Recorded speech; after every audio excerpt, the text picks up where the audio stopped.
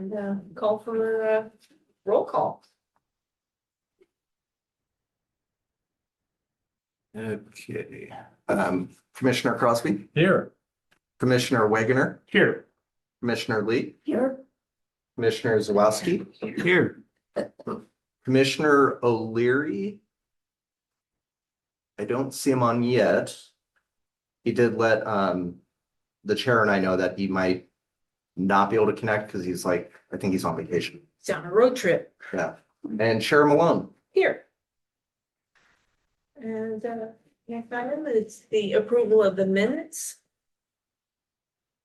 Everyone get a chance to take a look at them?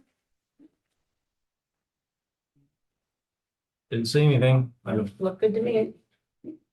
Then I will go ahead and I was told at the last meeting, I don't have to get a thing on that, I can just say, Declare. I can declare that the minutes are in order and approved, take them out of draft form. And there is no actual public here. So I'm gonna go straight to the director's report. Okay. No Yeah, dawdling tonight. for this report, I just wanted to mention a few things. There's no planning commission meeting scheduled in July, so everybody enjoy having that month off. I'm actually going to be on vacation for the last couple weeks of it, so Isn't the city council also taking July? Because I noticed that, they're taking July 6th off. They are meeting on July 20th. but they're not doing what we're doing tonight. They're not dealing with that till August 3rd. Correct, that's correct. Okay. Yeah, so both of the hearings that you'll be hearing tonight, that's a really good point by the chair, will be considered by the city council in August when I'm back from my trip. Otherwise, it would have been July 20th, but I won't be in Sandy, so. And then we do have a meeting on August 24th, and that will actually have two hearings, and it'll be actually two applicant hearings. So I believe one's going to be like a very unique partition that's going to be proposed. And the other one is to add FSH, the overlay, to part of the Bornstedt Views subdivision, which was a condition of the decision from back in 2021. So we're kind of following through on that finally. So those will be the two hearings that you'll have in August, one of which you'll be making a decision, and the other one you'll just be giving a recommendation to the city council. Does unique partition, is that code for unusual, not ordinary? It's yeah. I'm trying not to talk too much about it because it's not before you yet. So I'm trying to be careful on that. Okay. But it's a property on Jacoby that I think what he's trying to do is trying to wait the moratorium out, and in the meantime, trying to partition it. And therefore, he's going to be requesting a few variances, not to waive the requirements, but to delay them until a future date when the subdivision is proposed. Okay, So I think it's a fine proposal he's making. It is rather unique. okay.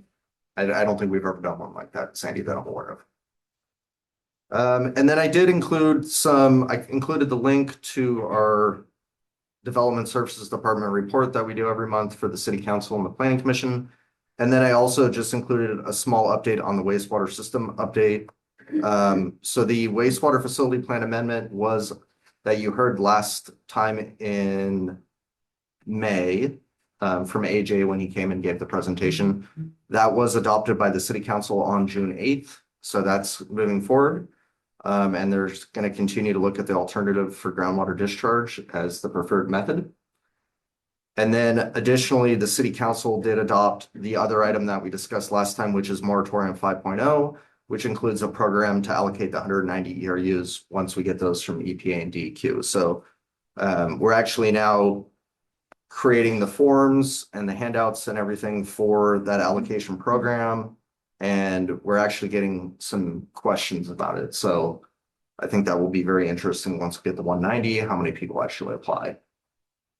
Are the questions commercial or residential or? They're actually both. Nice. Yeah, we're getting inquiries on some commercial projects. Actually, I can actually talk about it now because I actually submitted for a pre-app. So it's public information. Big Jim's, who also owns Mike's Drive-Thru. So it's like a pretty popular place in I like love Dallas. Mike's drive-through. Yeah, Great well, and onion Big rings. Jim's is very similar, except it's like the Gorgeous version, but it's owned by the same people. Yeah. They bought the church property down on the corner of Pioneer and Wolf, so they already purchased it.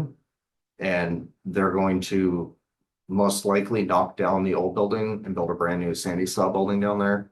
Of course, the church only, I believe, had like one ERU, so, or two maybe at the most. So, and they're going to be requesting like 5 or 6. So that'd be an example of somebody that's asking like, hey, when can we get the ERUs? We're really excited about moving forward with our project. But in the meantime, they're doing all the right things. They're doing the pre-app. We're going to help them kind of design the building and the site. And then they'll be ready to apply right when the 190 are released. Because they're in the Sandysdale zone. Yes, exactly. And then similar thing with some residential, some ADUs, some different things that people are looking into seeing, like, what can I do now in preparation of potentially getting ERUs later this year or early next year? Due diligence. Yep. I think that's all I had for the update tonight, unless you have any other questions you want to ask. Was there any issue brought up about parking with that food establishment that'll be built? Not yet. I mean, we haven't done like a full code analysis or anything. It is a really big lot, actually. Does it include the church and that whole vacant lot next to it? Yeah, and all that parking All area that down stuff. below it and everything. Yeah. So it is, There's room. I think there is, yeah. And they would have a drive-through, so that would be a conditional use that Stacking distance. would come before you. But they haven't made a land use application yet. It's just at the pre-app stage. They can't make the land use application until we have the one to be released. Everything's waiting on the one. Yeah. Okay, your turn. All right, well, I'm gonna City talk about attorney, Tell us some what the legislature is doing. recent legislative changes, that's right. So with that, you might want to fasten your seatbelts while I get this PowerPoint pulled out.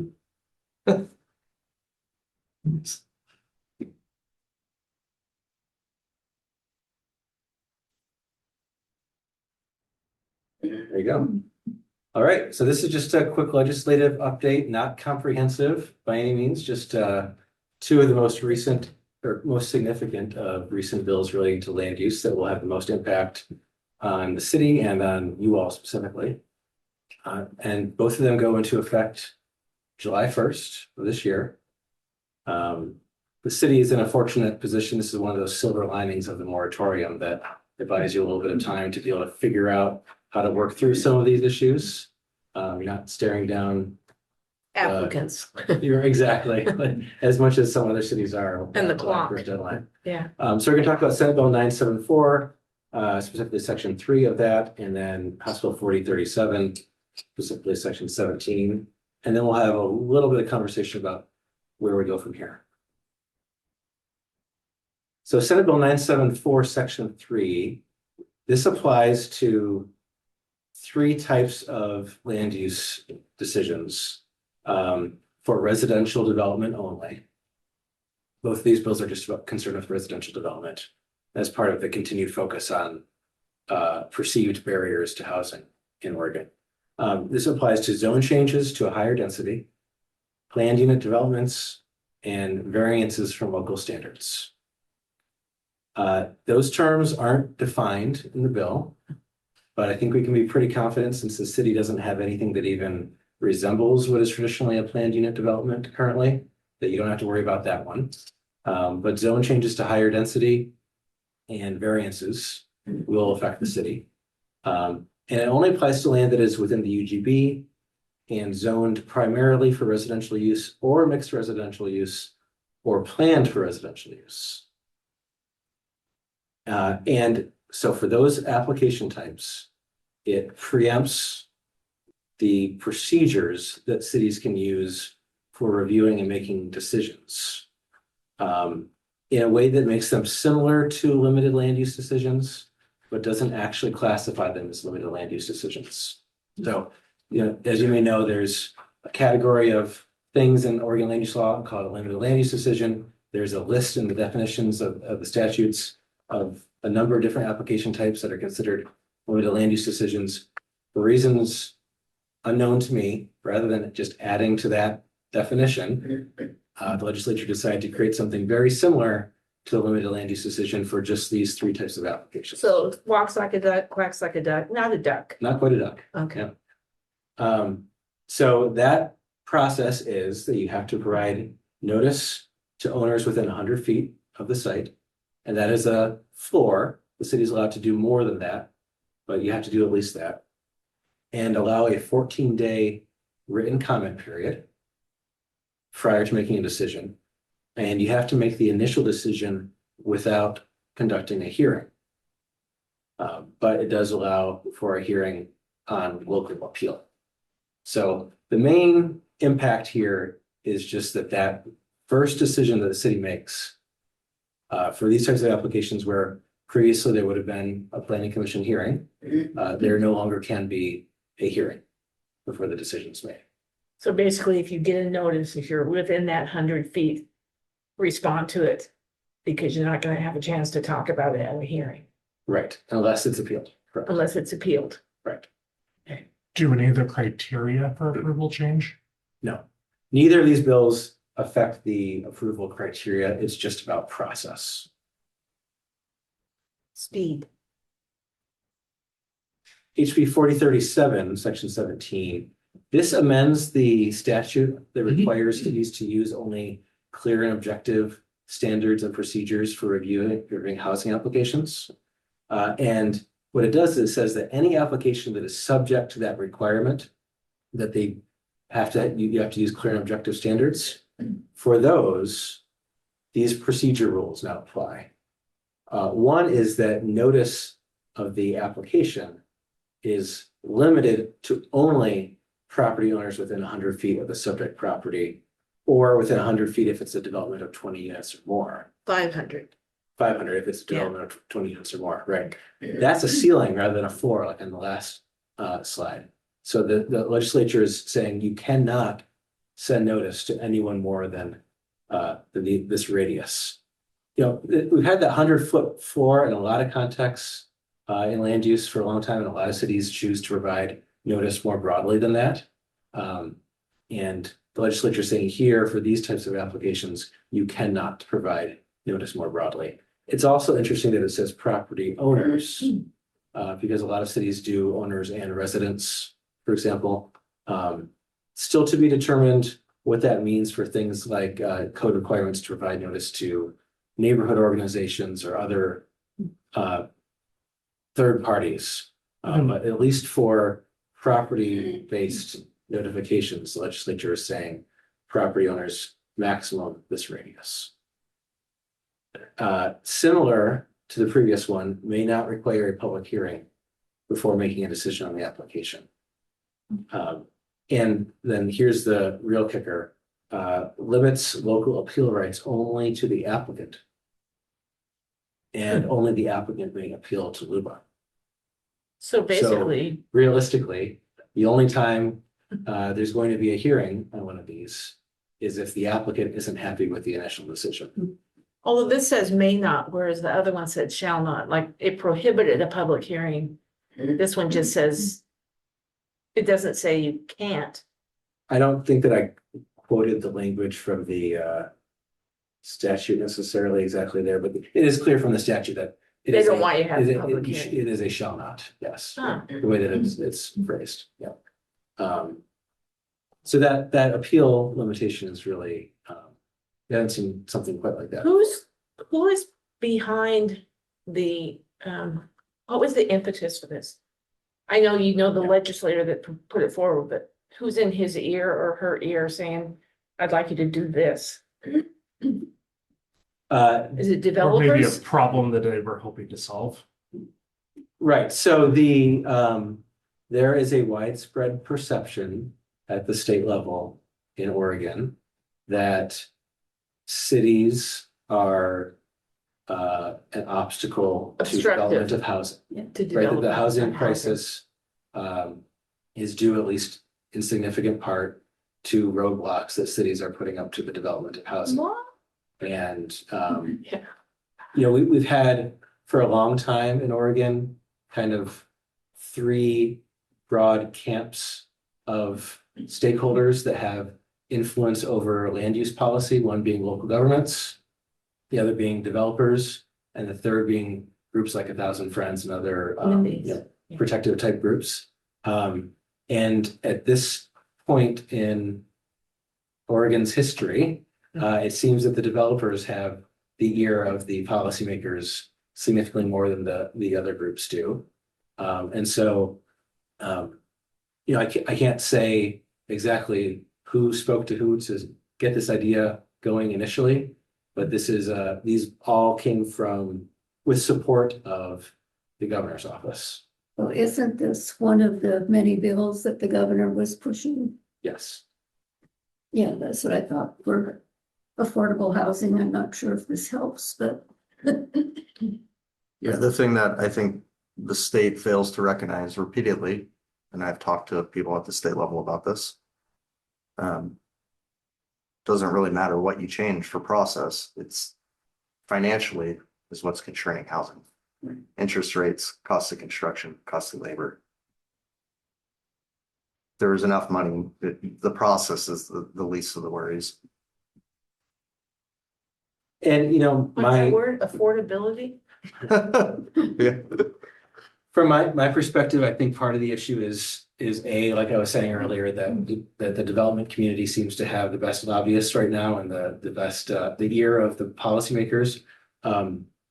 But also, there are a lot of local governments in the state, and one bad actor seems to Ruin it for create everybody. problems for everybody else. So a developer talks about one horror story of a long review process Red in tape one and- city somewhere, and then we're dealing with legislation that changes the rules for every city based on that.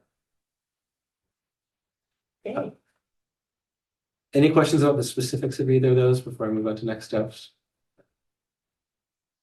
So probably pretty obvious, this will require some significant changes to how the city processes many land use applications. So staff will be working with the city council in the coming weeks and months to get some high level direction on how the city is going to approach implementation. And then if the staff is directed to prepare changes to the development code based on that conversation, then those would first come to all of you for review and a recommendation to city council before city council would make a decision on adoption of those changes. And after that, what's left for us to do? So I will be recommending, and I'm not speaking for any other staff members or for attorney, but I will be recommending staying with our current processes as closely as possible to the extent the law allows. So my recommendation is we might not be holding public hearings, but I still want these decisions for these different types of land use applications to still be made by the same hearing bodies that are currently making them. So that's what I'm pushing for. I don't know if our attorney supports that or other staff like above me support that, but that's what I think is the appropriate next step on this. What would be the alternative? It goes straight from Staff. staff would approving just everything. approve everything? Mhm. And that's, I think, the intent of the legislate of the bills, but it doesn't say that. So, until it says that, I think we keep on the same course that we're currently following. I think the other interesting thing from my perspective is, it sounds like the bills are very directive on the noticing distance, but I think there's going to be a lot of interesting workarounds to that. I don't think there's anything in the legislation saying different cities can't promote things on their website or through Facebook. So I think there's going to be some interesting challenges to the interpretation of that. So I'll say this, I don't have any policy preference on how the city decides to respond to this. I think there are a lot of factors to consider in the kind of the pros and cons of different approaches. And so my only goal is to make sure that the city makes a fully informed decision about Luckily, we what's gonna have work lead best for the time city. before we're actually gonna be having a bunch of applications. Right. Yes, you do have some time to see kind of how this plays out in other cities as well. And then to Kelly's other point, as you probably gathered, they're just, these bills create more questions than they provide answers. There's a lot of undefined terms or ambiguous requirements. So I think cities are going to be implementing this very differently. And some developers will challenge some of those implementations depending on how much they're pushing the envelope. And that's another area where Sandy can potentially benefit from letting somebody else. Trial and error. Somebody else's trial and error happen first, right? But of course, once the 190 ERUs become available, then the city will be seeing at least some additional applications.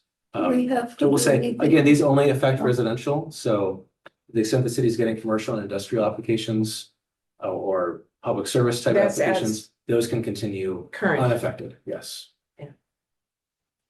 Do we have to do anything to our ordinances for the other new law, the one that requires senior housing compensations, changing the way that you lay out the scenario, and you have to add on certain areas for senior housing at reduced rates? I'll have to bring the number next time. but Yeah, I guess it's very that interesting. one's not ringing a bell right now.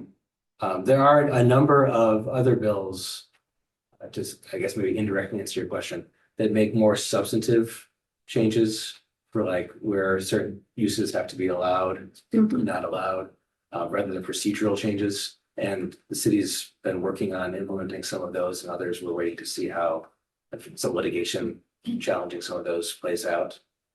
But there are a number of those as well. Those are more finite issues, and these are more kind of broad reaching in their impact. We want to focus on these.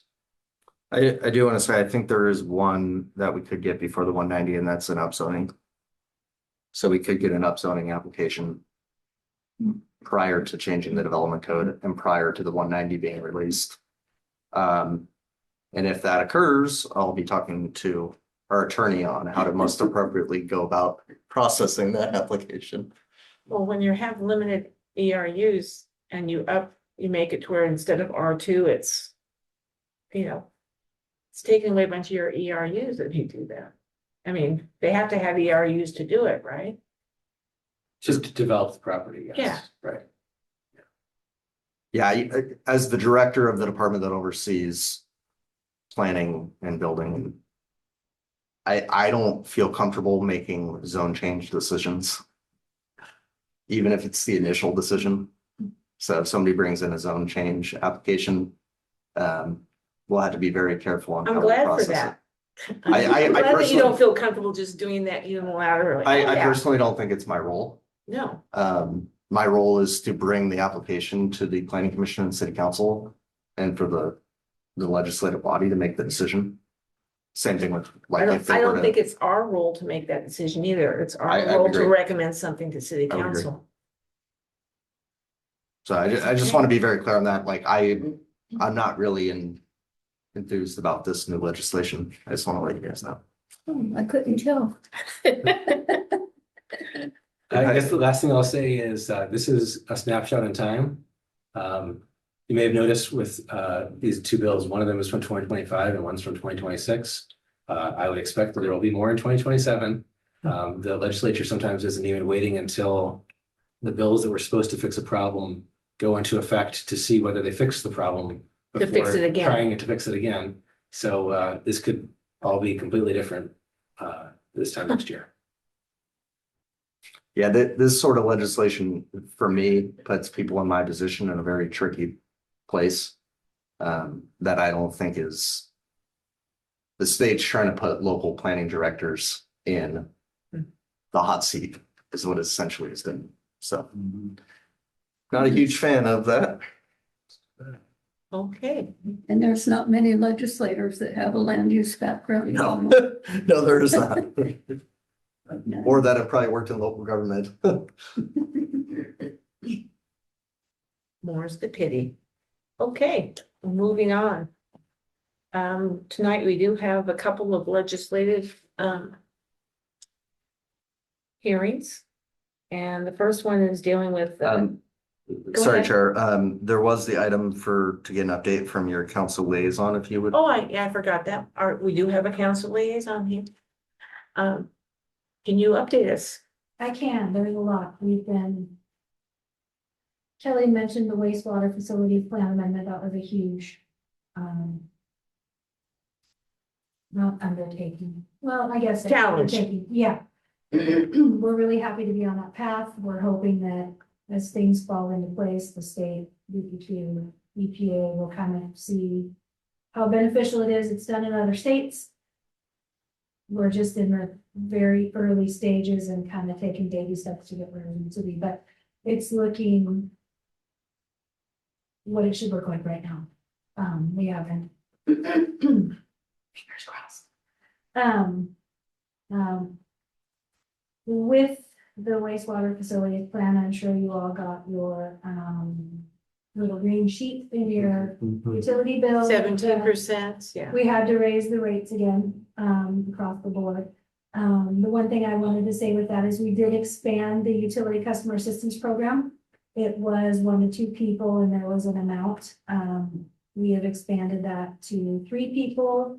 And it's, the eligibility is higher and then 4 people is higher than that. So it kind of opens the door for people who are looking. And I believe that that plan is if you fall within the guidelines for income for your household size, it's 50% off your bill. So, I think when we talked about it, there were less than 100 people. Does that sound right, Kelly?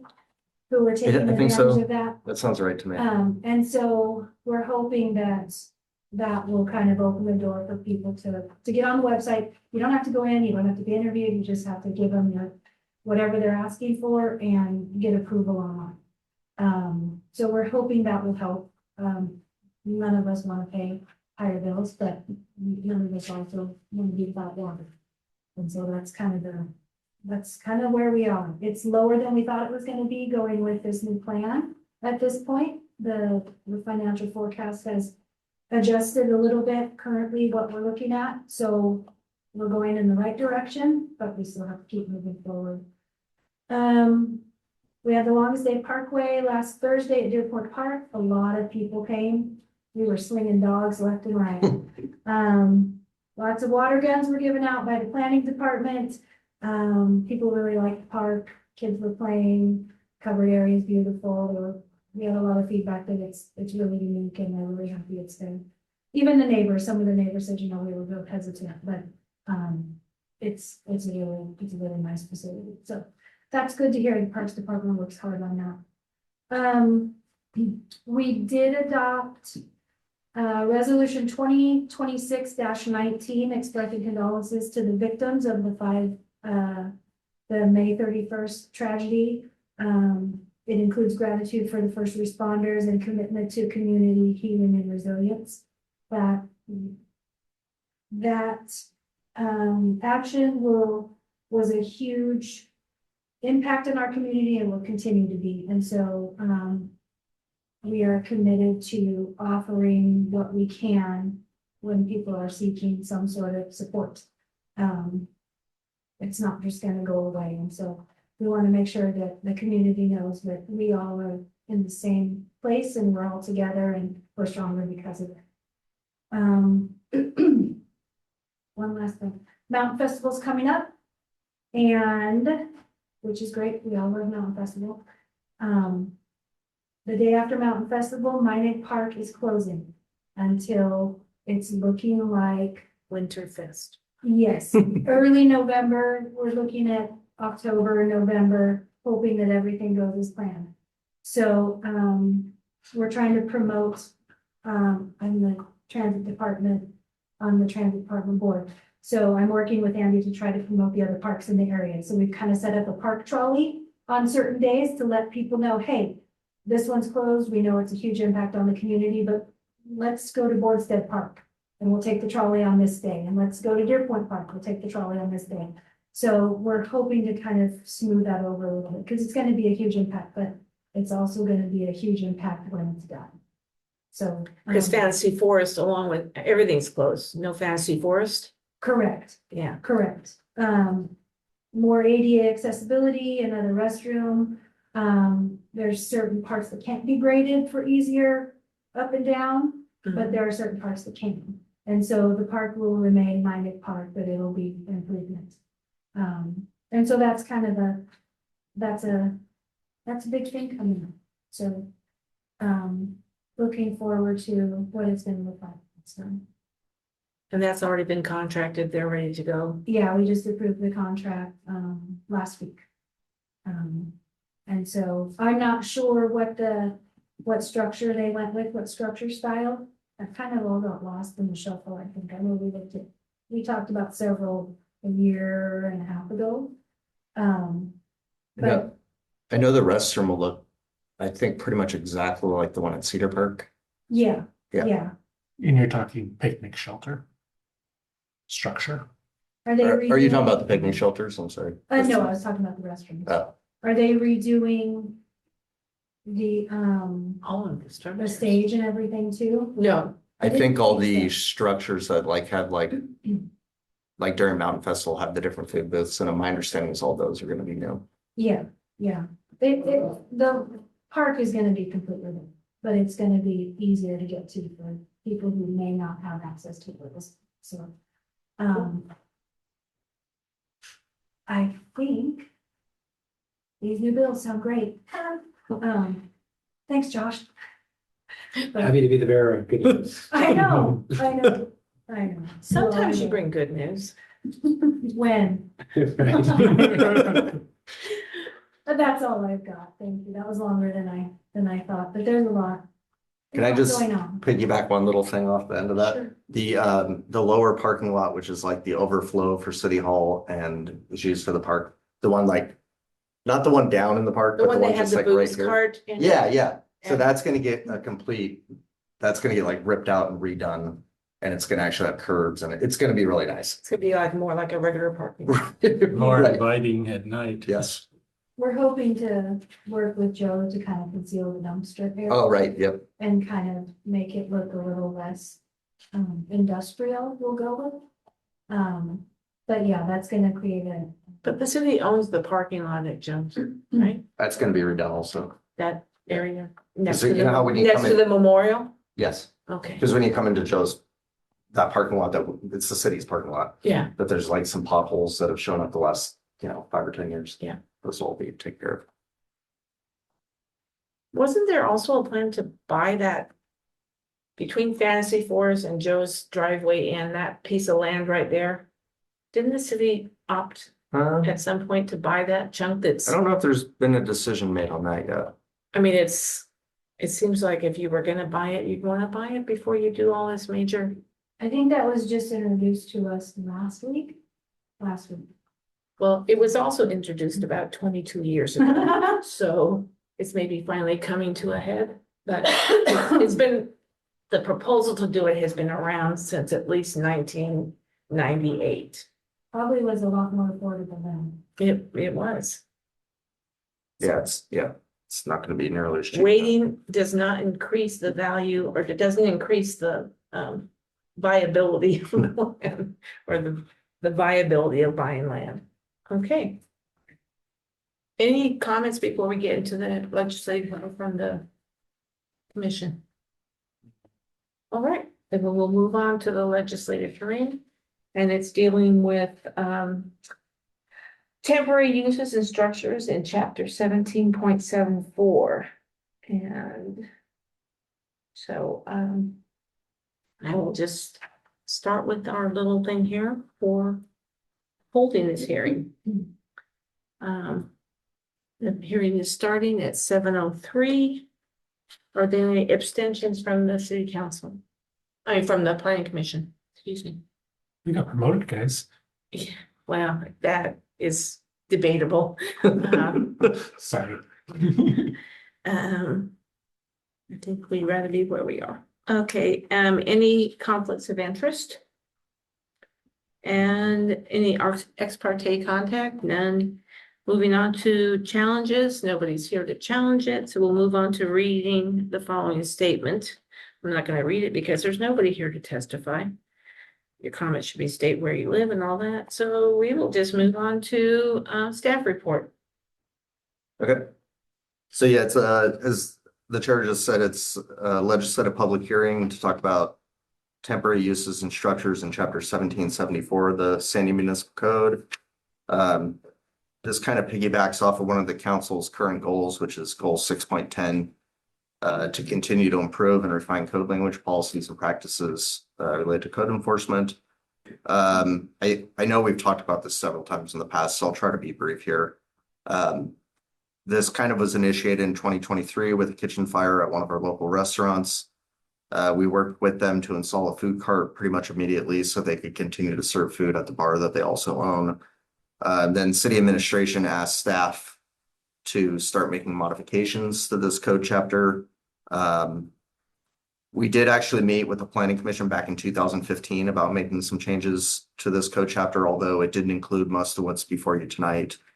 And then following the request from city administration 2023, we met with the planning commission again in November 2023, again with the planning commission in June and May of 24 and 25. And then we met with the city council more recently at a work session on March 16th, 2026. So all that to say, those really the four more recent work sessions, I wouldn't really count the 2015 one too much, is what's kind of led to what the code is written up as of tonight. As you'll probably remember from a few of the work sessions that we had in 2024 and 2025, at those we also discussed fences and retaining walls, which I'm still working on, and that will be coming before you probably later this year at some point. But I'm just not ready to move forward with those code amendments at this time. So I separated the two into two kind of different projects so we could actually move forward with this one. I didn't want this to hold up just because we're still working on another code section in that chapter.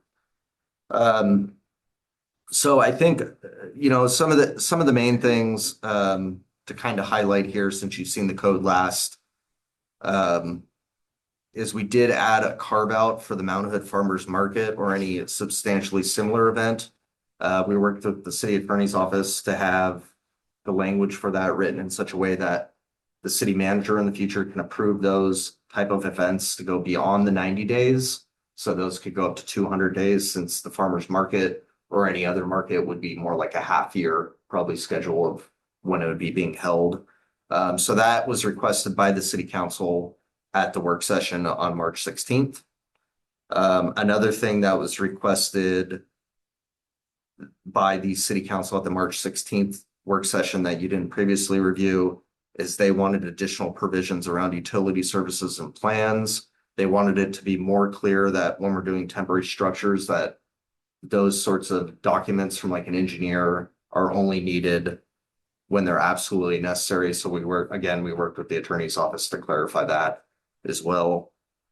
And then there was quite a bit of discussion with the city council at the March 16th work session around how to define essentially who's actually declaring the emergencies. So what we settled on was that it would, instead of the president of the United States and the governor and the mayor or their designee, it's actually we declared it to be the United States federal government, the state of Oregon, the city of Sandy. So we called out the agencies, the governmental agencies, instead of a specific person at those agencies. So that was also modified since you last saw this in May of 2025. And then I believe the rest of what's before you tonight, or almost everything else before you tonight, is actually either verbatim of what you previously reviewed, or there's some slight tweaks to some of the language based on the input that the planning commission gave to staff on May 27th, 2025. So if there's any changes in this that you don't remember from the previous time that we talked about this, like, I know it's kind of hard because it's been 13 months ago. But those would either be remembers back to 2013 when it was first brought forward. So if you do notice any changes that jump out, they would either be changes that I made based on the input that the commission gave in May of 25, or based on the input that the city council gave on March 16, 2026. And I think I'll leave it with that for now. I just had one question, Chair. Sure. Let's see. In number 7, it talks about temporary, or number 8 or B, I can't see back here in the dark. Oh, we Under can turn that. temporary structures, it talks about Oh, wonderful. Let there be light. It talks about temporary buildings related to construction of commercial or industrial facilities. Would that include the new buildings that might come to be because of people who wanted to develop their own wastewater temporary structure? Are those somehow considered in here? No, I don't think that would be considered in here. I think this would be primarily for like job site trailers Oh, or okay. storage trailers, which we've had a few requests on. Or not trailers, like shipping containers for storage A pod. or a pod. Yeah, exactly. Yeah, So I think that's what the reference in here, that's how we've always interpreted it to be. so you would see those little industrial side buildings for wastewater as being more permanent structures. In the code, I think they I are. think, yeah. Okay, The only time they become temporary is if the site hasn't had access to city sewer, then they have to connect it, something like that. Yeah, I mean, do you want to kind of flesh out a little bit more of what you're kind of thinking there? Are you talking about like for people that are doing like alternative systems? yeah, Or, what we were talking about when we talked about the alternative to providing a way to get rid of your own wastewater. oh, yeah, okay, that's what I thought you were talking about. I just Yeah. wanted to clarify that. Yeah, I think that would be under the chapter 1784 provisions. So when the city council, if they did happen to approve one of those, they would stipulate all the conditions okay. around those structures. I wouldn't label them as temporary. Thanks. Because they would exceed the 1 year or 200 days, whatever. the 300, the Yeah. 365 days, yeah. Chair, do you want questions or do you want to, We're are there gonna- more procedures? I'm just going on. I would call for testimony, but there's nobody here. And so at this point, then I would, we go into discussion after the motion to close the public hearing. I don't know, I might want to ask some questions. What? I might want to ask the public some questions. Okay. The public that's here, do you have anything to comment on this? No? And you have nobody online, just so you Chair, know. then I move that Yeah. we close the public hearing. Remove second, I'll second. all in favor? Aye. Okay. Now we're gonna have discussion of and that closes at 7:12. Thank you. We'll have the discussion of the commission. I have a couple questions, if I may. Me too, so go ahead. Um, kind of piggybacking off of what Jan was going with kind of that temporary structures are essentially the only two buckets of temporary structures related to construction or some kind of emergency. Well, the farmer's market wouldn't qualify under either of those. Well, So, that would be a use, but with the tent, but the fabric tent is covered. So I'm thinking like the fireworks stand that comes in like the shed type structure or we've always done that under the temporary use. but I guess Yeah, technically, if you followed this by the letter of law, it probably wouldn't be allowed. Same with like the music fest and feast where they have a RV over there that someone sleeps in during. right, that was gonna be another one of my questions was, you know, whether it's that or The Boy Scouts in their tree collecting after Christmas to Yeah. shred them, and there's usually a little trailer there that someone stays in. But it's 10 days or whatever, I mean. Yeah, so this year, for example, we have fireworks stands. There's 4 of them. 3 of them had the flame retardant tents. The other one somehow got approval from the Clackamas County Fire Marshal, so we're allowing it. I would rather than not do a combustible shed in the future. For fireworks? Fireworks, I don't know how that's still getting approval from Clackamas County Fire Marshal, but that's not under my purview, so we've just allowed it. But I would much rather there be like a flame retardant tent where there's actually somebody that's like verified that it will resist like fireworks explosions in there. I think it's a really bad idea to continue that. So I'd hope in the future they could look at other options. the other kind of things I was wondering about is kind of where do temporary vehicles kind of come into play?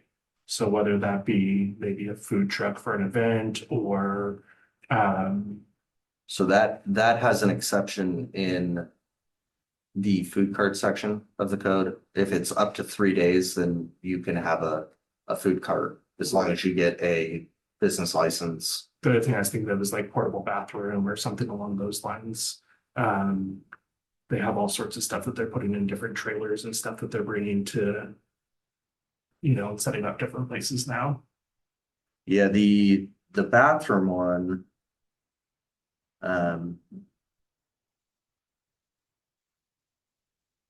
I don't know if we'd really want to put that one, the temporary bathroom, because that's regulated by OSHA. And I would hate for our regulations to conflict with theirs. We could spur legislation at the state. So usually when we write like temporary use decisions, we'll put in there like, if you're using bathrooms, make sure one of them is ADA, because that is a federal requirement. But we typically don't get too involved in that just because that's like an OSHA regulation. We certainly could add something in our code. I would just, I think there would be quite a bit of research involved in that bathroom regulations. So for the most part, then, if somebody wanted a temporary structure outside of construction or emergency, they would really just file for a temporary use permit and request whatever structure that is within that temporary use permit. That's And then- correct. And then That's, that would be, that's how we've done it in the past. It yes. wouldn't be under 17.74, it'd be under some other. It'd be under 17.7460A and not 17.7460B. so, okay. It's a really good question. It's a really hard one to answer because there's so many like little one-offs. Right. And like, I think a good example, like I want to support the Boy Scouts 100% and I want to see their fireworks stand. I do think it's problematic probably anymore with insurance and everything to have that in a combustible unit. Like, it's kind of problematic. So I don't know if there's any partnerships they can do to like buy a fire retardant fabric structure for the future. And then not only would it fit our code, but then it would be a safer environment to actually be hosting that. So And the fireworks stand that goes up every year on the lot next to the Big Apple where the farmer's market is, that one uses fire retardant. yeah, those are actually, we actually get certifications from the manufacturer and the fire marshal's office showing that they've actually verified it. Cause it's a huge one. Yeah, so that one, the one at Fred Meyer this year and the one at Woodmeister, that'll be going up. I believe they all have tents that have been verified by the fire marshal's office through the manufacturer. The one at Safeway, I believe, will be like a plywood Yeah, structure. the Boy Scout. Yeah, and I don't know how they're getting approval from the fire marshal's office. Plus, it doesn't have the multiple exits that the other ones have and everything else. So I don't know how they're getting approval, to be honest. So like going back to Music Fair and Feast with their kind of recreational vehicle there in the stage and that sort of thing, that's all written into their temporary use permit then? I don't think so. If they wanted it approved, and if that would all be written into, if some other festival were to come to town and wanted to put up a stage and have these things, could that be written into their temporary use permit? Is that how they would go about it So- for it, or? Traditionally, you're asking really good questions, but traditionally, the Mountain Festival and Music Fair and Feast have not went through land use. So they get a exception so They get grandfathered in, so to Kind of. speak. the Music Fair and Feast gets an exception. Or they get approval from the council to have the exclusive rights and use to the plaza and the road for like the 5 days or whatever it is. Right, The Mountain Festival gets a very similar thing. They get exclusive use of Mining Park and our parking lot for 4 days, I believe it is. Neither one of them get a temporary use permit. So it's just like a council approval. We don't really get involved. I guess where I'm at is I want to see more things like that for Sandy in the future. And I want to make sure that there is a route for other festivals To be able to kind of do something like that. So And not have to have a 45-year history in the city in order to get approved. So I think my hesitancy to put it in the code would be that I think it would be very difficult to prevent bad actors from having an event. That's really just like something that springs up in a parking lot and there's basically just people living in RVs at it. I think the safer route would probably be that if anybody else has a festival request similar to Music Fair and Feast or the Mountain Festival, that they go to the city council and they ask for that exemption process and not go through the land use code. If that makes sense. prove themselves. So there's two ways for them to essentially do whatever it is they want to do. Correct. Two pathways. Following the more historic procedure of how we did it for those events in July. Or following this code. I've just seen in other cities where if it's allowed, like for RVs, then you got like the for free speech reasons, I'm sure Josh can get into. You have an event, right? But really it's just like a Rally. bazaar where they're selling stuff. And then outside of that, they have like RVs where people are now living. It's like, I just think it gets very hard for like my department to contain that and to regulate that. I'm thinking Chainsaw Festival or the drop-in or something get bigger where they do have, a stage or somebody that maybe needs to stay on site for whatever reason because it's a Guinness World Record. And I just want, as long as there's a pathway for them to move forward So without, going against whatever's here.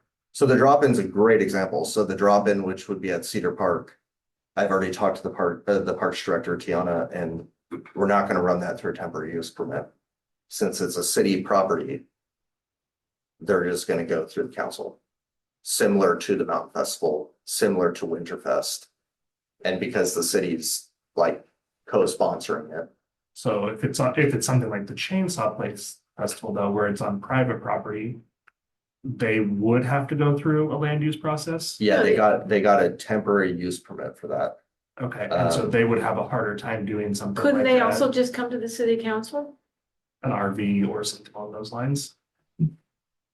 They would have a harder time, correct? So this is a really interesting discussion. And we can talk offline about this. I wonder about potentially doing something like creating, like we did in like the sign code, to creating an exception for city-sponsored events. And we construed city sponsored pretty broadly to include any form of support from the city, whether on public or private property. So that to be clear that those events then maybe wouldn't need to go through this process, and it wouldn't create an obstacle, like you're saying. Yeah. For some of those events in the future. Yeah, I mean, I definitely don't want what Kelly's describing where everything Doesn't give a just green becomes- light to everything. Which but Right. it's- sponsor. it gives a Some of these process. tried and true things that have kind of grown up a little bit are allowed to have a little bit of liberty and grow as they grow. Yeah, I think it's great for the events like you're describing. I think without having some sort of alternative process with like an exemption in here. I think we run the risk of having some really unintended consequences, I guess, what I would say. Yeah, I would love to see like what Josh was describing, some kind of process though to how we're not limiting that. Speaking of risk, are we worried about carving out a permanent spot for Mount Hood Farmers Market and then just going rogue in the future? By naming them specifically? That was requested by the city council. I mean, it does say the Mount Hood Farmers Market or any substantially similar event. They still have to go through getting a temporary use permit every year, It doesn't like guarantee them a spot. but they get 200 days instead of 90 days. That's the main difference for them. Is that- I is love that the city Mountain sponsored Hood event? Farmers Market. It wouldn't have been able to happen if previous applications for that site had gone through, which was a giant Leathers truck gas station. was gonna take up that whole area where the farmer's market is now. And at some point, that land will probably get developed into something. And the market will have to find a new location, but that's years away from now. I'm sure. Okay, any other discussion, questions, comments? Okay, so I guess now we're at the point where we just need a motion. Are we motioning to recommend or? Right, a motion to recommend the changes as in the report. And it sounds like with the motion, you'd want to include like for staff to work with the city attorney to put an exception Correct. process for city sponsored events. So you can make that motion, Oh, goody. since you're the one that brought up the whole thing. Let's see what I I'll got touch now. base with you about I this. can give you one. Give me one. Then I will move to recommend the approval of changes to chapter 17.74 to city council with the amendment to recommend that staff work with council and Josh to find a way to still move forward other types of events. And approve ordinance 2026-10. Yes, Okay, 2026-10, that's the number I was looking for. Thank you. I'll second. so it's been moved and seconded. What's the wishes of the commission? All in favor, say aye. Aye. Opposed? Okay. You've got your, take it to the city council. Yeah, and Josh brought up a really good point there is that we did do something, I kind of forgot all about that, to be honest. Very recently with the sign code to add that exception process for city sponsored events. So I think we can probably kind of piggyback off some of that language even. Okay, So yeah, we'll definitely add that, Commissioner Wagner, and I think it's a really good point. I guess my only hesitancy as we were starting to talk about it was a lot of these people that want to do like temporary things are kind of always pushing the envelope as it is. And I just want to be very careful, like, How temporary it is. yeah, and if what we write up doesn't really fully work, we can always revisit this in a year or something from now. I'd rather do that than like Sure. the opposite, have like some really bad experiences with it. right. We will start the next legislative hearing at 7:27. And it's in relation to the chapter 17.08 and changes related to Senate Bill 1561. And I don't, as in the last hearing, there's nobody here from the public. Is there anybody online? There is not, Chair. Okay, then we will move on to calling for the staff report. So, again, it's a legislative public hearing. This is with code amendments to chapter 1708. And I'll probably turn to Josh here in a few minutes to see if he wants to add anything else, since he's still here.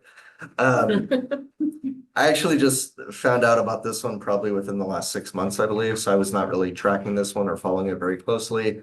From my understanding, this was primarily written on expanding law that was written for the 2020 fires that happened around the state of Oregon and the devastating effects that caused to a lot of homeowners and business owners, and creating a process or creating code language that would make rebuilds easier in the future.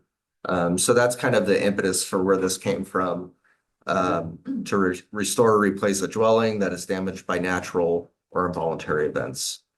And then I talked to our city attorney's office when I found out about this, and they did most of the lift on this.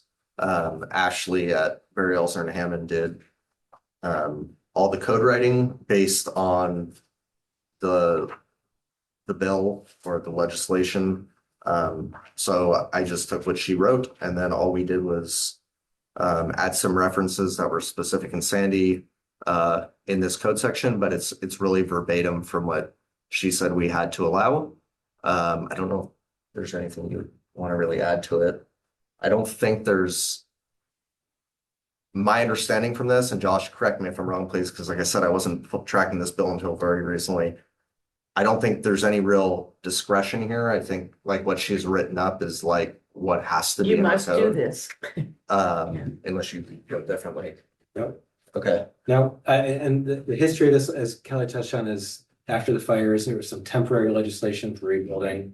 The legislature decided to make that permanent with this bill, but also expand it to other natural disasters, not just fires. And then also add this language about other involuntary event. And nobody really knows what a voluntary event means. So this is almost verbatim what's in the legislation, so this is what you have to allow. But to be determined in the future, Involuntary event could what be an involuntary vandalism event or is. Right, some other Kitchen fire. means of destruction of someone's property that they didn't have any control over. Not an act of God. Right. All right. It. so as you'll see in there, it's I mean, I think the legislation is very well meaning, and I think it makes a lot of sense if you read what the state law requires. It's basically allowing Yeah. somebody to have proper rights to rebuild what they had. I read it the same way you did. I thought, well, this is a must, so it kind of. We're not gonna say, oh, no, we disapprove of this because it's a must.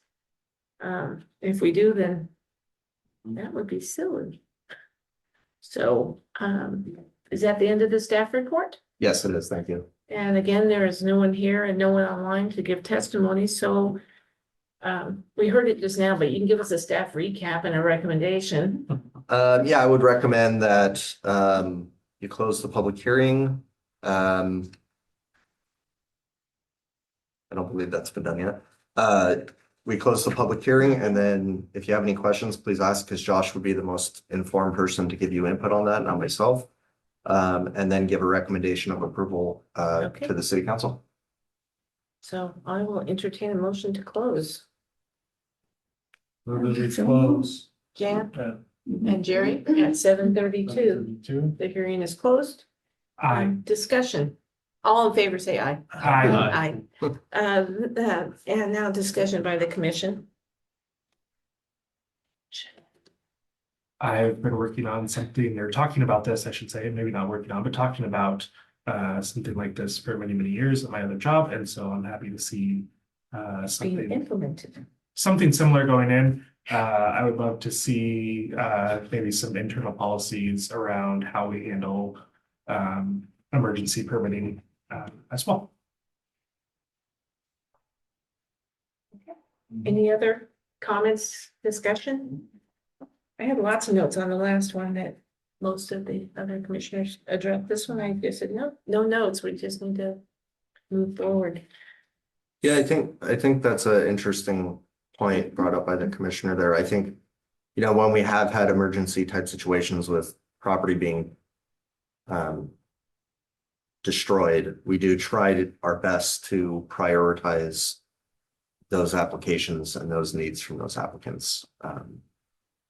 Obviously can't just like jump everything else in line and put a stop to everything else, but we do get it in there quicker Yeah, I think to try to help the my people. neighbor had their house cut in half by a tree that fell from an adjoining property. Basically came down and, right at one of their bathrooms, severed their house in half, and it took them 6 months. Right. To get it rebuilt, but I think they had really good interaction with the city and their contractor and. Yeah, in instances, trees are a great example. We've had a few houses that have burnt down or partially burnt down. I think since I've worked here, we've had 4 or 5 that have had pretty much destroyed the house from trees as well. Typically, our department typically does a really good job of prioritizing those projects. I will say, unfortunately, in a lot of cases, it didn't really matter because the insurance was what the holdup was. So we can go as fast as we can go, but then a lot of times the homeowner unfortunately is waiting on the insurance company for Right. months. How many instances and applications have you seen where people either had canceled or no insurance? None that people have brought to our attention, at least. So I'm not, Yeah, they would never say that. I'm not aware of any, but it doesn't mean it hasn't happened. Yeah. kind of, I guess, too, what does it look like when a whole neighborhood burns down and you all of a sudden have 200 applications? You know, probably not obviously all at the same time, but you know, over the course of 3 or 4 or 6 months. Right, I know like Phoenix and Talent, I actually was a coworker of the former director down in, is it Phoenix or Talent? I can't remember what city. They're right next to each other. And they both were heavily affected back in 2020 and they had something like that. So I know at that point they hired like other staff to help kind of get through all of those applications. So I Yeah. think unfortunately something like that ever did happen in Sandy, which God forbid it does, but if it did, I think we would have to hire additional staff to help Yeah. process everything. But to be able to look at something like this and say, hey, you're pretty much building what you already had with some minor modifications, bringing it up to code, you're good to go. And just like be able to just move that through more really, really fast would be, I think, huge for us. I mean, easier lift on you all in that moment as well. And heaven forbid if there was an earthquake, you would have hundreds at Oh my once. gosh. Yeah. We do have a fault Yeah. line that runs right down Highway 26 Right. through town. Which gave me pause when back in the day, when we let Feral Gas put in that huge storage tank right adjacent to Highway 26, and I thought, oh yeah, if that blows up, we are a hole in the ground here in Sandy. We start all over. That happened in Roseburg. Yeah. And it got approved and it hasn't blown up since, so knock on wood. Okay, Chair, I move that we approve ordinance number 2617. Recommend approval. Sure, recommend approval. I second. okay, moved by Dennis, second by Gary, we have a motion, everybody in favor signify by saying aye. Aye. Opposed? You have it. Well, I thought I was gonna jinx it when the meeting started, because I thought there's no way we're gonna be here past 8:30. And we aren't gonna be here past 8:30. This is I love it when meetings go this well. Which, once the ERUs are doled out, probably won't be happening, but in the meantime, can celebrate our good fortune. And look forward to what, a month from now, or 3 weeks from now, Mountain Festival. Certainly, It's always fun when Mountain Festival comes to town. And I always wanted to go to Sisters for their quilt festival, which is the same weekend. Great. So, I can't go there this year because I'll be house sitting, but for my son. But, some year I'll go there during Mountain Festival. Anyway, this meeting is adjourned.